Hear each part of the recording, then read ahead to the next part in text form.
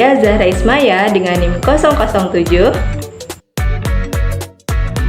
Halo, perkenalkan nama saya Muhammad Fahmi Zamzami dengan NIM akhir 0045.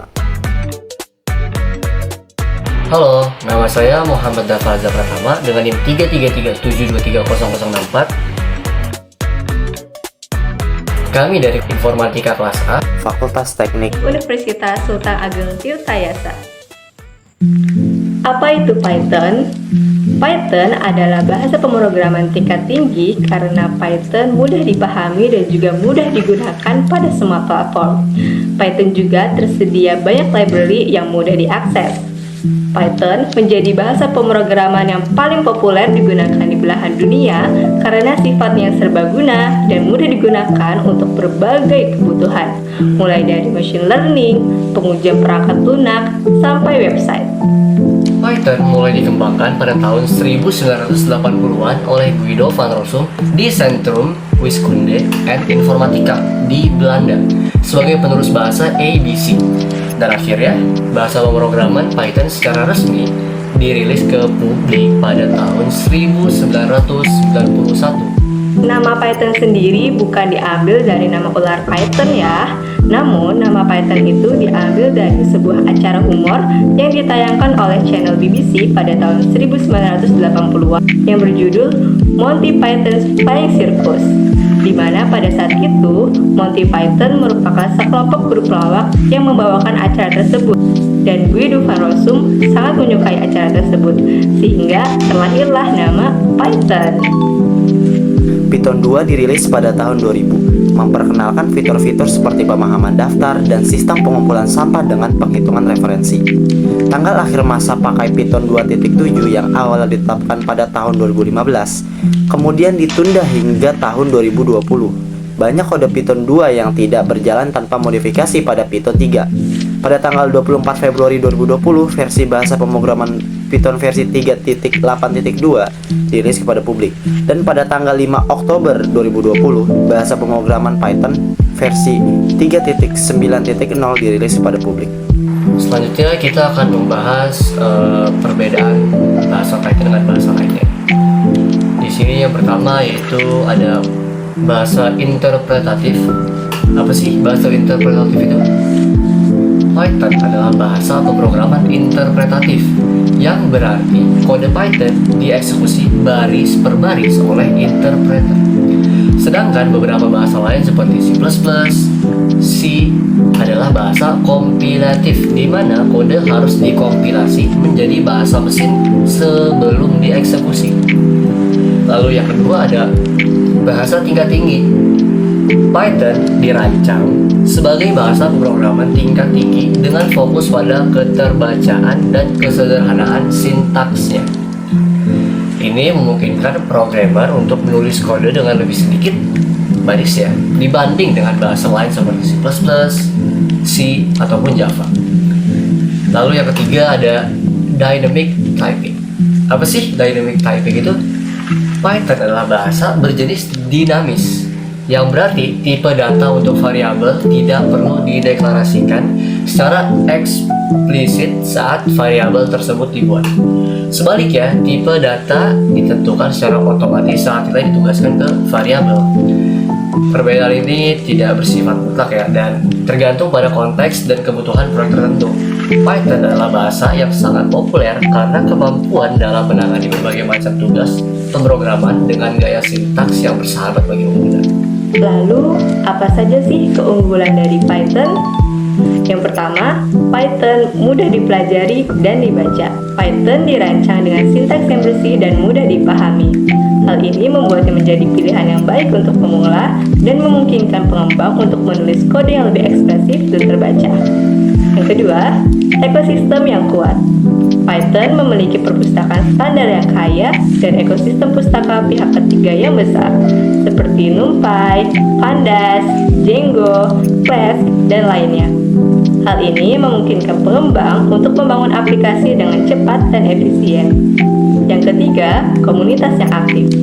Python memiliki komunitas yang besar dan aktif dengan banyak sumber daya, forum diskusi, dan dokumentasi yang tersedia. Hal ini membuatnya mudah untuk memperoleh bantuan dan dukungan saat menghadapi masalah. Selanjutnya ada kekurangan Python. Yang pertama, kinerjanya. Python umumnya lebih lambat daripada bahasa yang dikompilasi seperti C++ atau Java. Hal ini bisa menjadi masalah jika aplikasi memerlukan kinerja tinggi atau pemrosesan data dalam skala besar. 2. Tidak cocok untuk pengembangan mobile. Meskipun ada beberapa framework seperti Kivy untuk pengembangan aplikasi mobile menggunakan Python, Python tidak sepopuler bahasa seperti Java atau Kotlin untuk pengembangan aplikasi mobile native. Yang ketiga, tidak cocok untuk pengembangan game. Python tidak sepopuler bahasa seperti C# atau C++ untuk pengembangan game, terutama game yang memerlukan performa tinggi atau grafika 3D yang canggih. Keunggulan dan kekurangan Python tergantung pada kebutuhan proyek dan konteks pengembangan. Penting untuk mempertimbangkan faktor-faktor ini dengan cermat sebelum memilih bahasa pemrograman yang tepat untuk proyek Anda. Oke, untuk penjelasan kodenya, yang pertama kita itu harus mengimport library. Contoh ini adalah import library dengan mengimpor modul SQLite 3 yang akan membantu kita berinteraksi dengan database SQLite di Python. Lalu kita akan membuat fungsi createTable.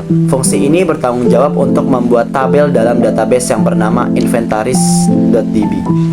Tabel tersebut akan memiliki kolom-kolom seperti ID, nama barang, jumlah harga, lokasi, dan kondisi. Yang ketiga, selanjutnya kita akan membuat fungsi tambah barang. Ini adalah fungsi yang digunakan untuk menambahkan barang baru ke dalam tabel inventaris.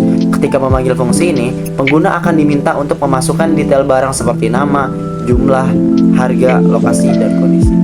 Oke, di sini kita mendefinisikan fungsi yaitu dengan tampilkan underscore semua underscore barang. Fungsi ini akan menampilkan semua barang yang dalam inventaris dalam format table. Jika tidak ada barang, akan menampilkan pesan bahwa tidak ada barang dalam inventaris. 5. Definisi fungsi, yaitu hapus barang. Fungsi ini digunakan untuk menghapus barang dari inventaris berdasarkan ID barang yang diberikan. Lalu yang keenam ada definisi fungsi cari barang. Fungsi ini memungkinkan pengguna untuk mencari barang dalam inventaris berdasarkan nama barang. Jika barang ditemukan, detailnya akan ditampilkan. Jika tidak, akan menampilkan pesan bahwa barang tidak ditemukan. Selanjutnya kita membuat definisi fungsi dari edit barang, di mana fungsi ini memungkinkan pengguna untuk mengedit detail barang dalam inventaris berdasarkan ID barang yang diberikan. Nah, kita bisa lihat di sini pengguna dapat memperbarui nama barang, jumlah, harga, lokasi, dan juga kondisi. Jadi jika ingin ada yang diedit dari 6 poin ini, kita bisa menggunakan fungsi ini ya. Kemudian kita di sini membuat logika utama dari program ini. Yang pertama kita memanggil createTable karena kita akan memastikan apakah tabel inventaris sudah dibuat. Kemudian kita memasuki loop while, di mana kita di sini akan membuat tampilan menu dan juga menerima input dari pengguna. Di sini kita buat while true, kita buat menunya ada 6 menu, yaitu tambah, tampilkan, hapus, cari, edit, dan juga keluar dari menu. Kemudian kita akan menerima input. Di sini choice, yaitu ada pilihan yang pertama itu berisi memasukkan nama barang, jumlah barang, harga barang, lokasi barang, dan juga kondisi dari barang. Di sini kita memasukkan, karena kita bisa lihat di sini kalau pilihannya 1 itu tambah barang, dan juga kita panggil dari fungsi tambah barang yang sudah kita buat di atas. Kemudian jika pilihannya 2, kita akan menampilkan semua barang yang telah diinput. Jadi kita langsung panggil di fungsi tampilkan semua barang, dan juga jika pilihannya 3, kita akan menghapus barang, dimana kita memasukkan dulu ID barang yang akan dihapus, dan kita akan memanggil fungsi hapus barang, dan juga akan print out barang berhasil dihapus. Kemudian jika pilihannya 4, kita akan mencari barang, dimana pengguna akan memasukkan nama barang yang ingin dicari. Jadi nanti akan dipanggillah fungsi cari barang yang akan keluar nama barang yang dicari. Kemudian jika pilihannya 5, yaitu edit barang. Di sini kita memasukkan ID barang yang ingin diedit, dan juga mengupdate nama barang yang baru, jumlah barang yang baru, harga barang yang baru, lokasi barang, dan juga kita harus perhatikan juga tipe data yang digunakan ya. Kemudian ada kita memanggil juga fungsi dari edit barang.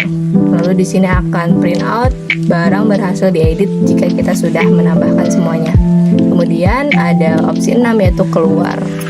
Namun jika pilihannya tidak ada 1 sampai 6, di sini kita akan print out pilihan tidak valid. Silahkan pilih menu yang benar. Oke, kita akan langsung running kodenya. Setelah kode di running akan muncul 6 menu seperti ini. Yang pertama ada tambah barang, tampilkan barang, hapus barang, cari barang, edit barang, dan menu keluar. Oke, kita akan coba menu pertama. Kita akan masukkan nama barang, kita coba pensil, kita masukkan jumlah barangnya 2, harga barangnya kita masukkan juga 5.000. Lalu lokasi barangnya kita coba di meja 1. Kondisi barangnya baru, barang berhasil ditambahkan. Lalu kita coba tambahkan barangnya lagi, yaitu penghapus, dengan jumlah barangnya 3. Dengan harga barangnya kita coba kali ini 15.000, dan masukkan lokasi barangnya dengan meja 2, masukkan kondisi barangnya bekas. Lalu kita tambahkan juga nih barang ketiganya. Barang ketiganya kita coba penggaris, jumlah barangnya 5, harga barangnya 20.000. Lokasinya itu ada di meja 1, kondisi barangnya baru.